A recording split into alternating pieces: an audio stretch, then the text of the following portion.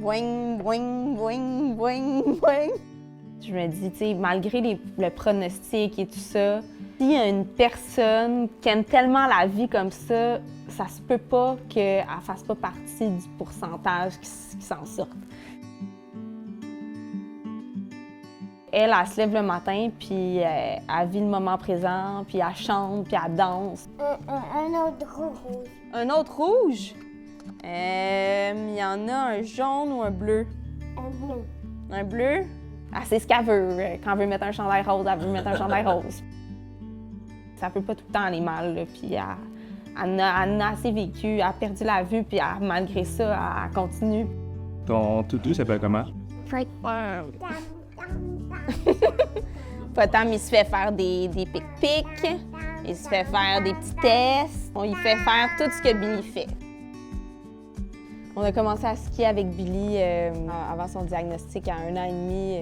Puis là, on en a fait cette année, aveugle, mais avec le petit harnais. Elle aime ça aller à l'hôpital, elle veut voir les clowns, elle veut voir son infirmière Pivot Marlard, elle veut voir, tu sais. Fait que, tu sais, elle vit le moment présent, fait que ça nous donne vraiment de la force pour passer à travers parce qu'elle veut juste vivre, dans le fond, là. Puis là, les derniers scans sont vraiment encourageants, donc on est sur la bonne voie, là.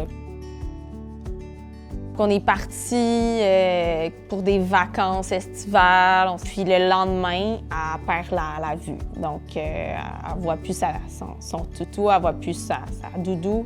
On est transféré à un hôpital pédiatrique, puis là, tout déboule, là. Un scan, ils voient une masse, après ça, ils font d'autres tests, ils voient d'autres métastases. Tout le monde parle italien. Puis on a été rapidement mis en contact avec les oncologues de Sainte-Justine. Puis ils nous ont suggéré de commencer la chimiothérapie là-bas. Il y avait une anesthésiste de Sainte-Justine qui était venue la chercher.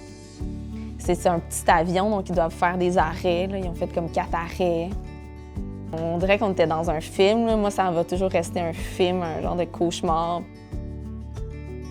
Ben c'est ça. Moi, je connaissais déjà le 24 heures. T'sais, je l'avais déjà fait. Puis je me disais, c'est quelque chose que je peux faire, puis qui est susceptible d'avoir une répercussion sur la vie de milliers d'enfants.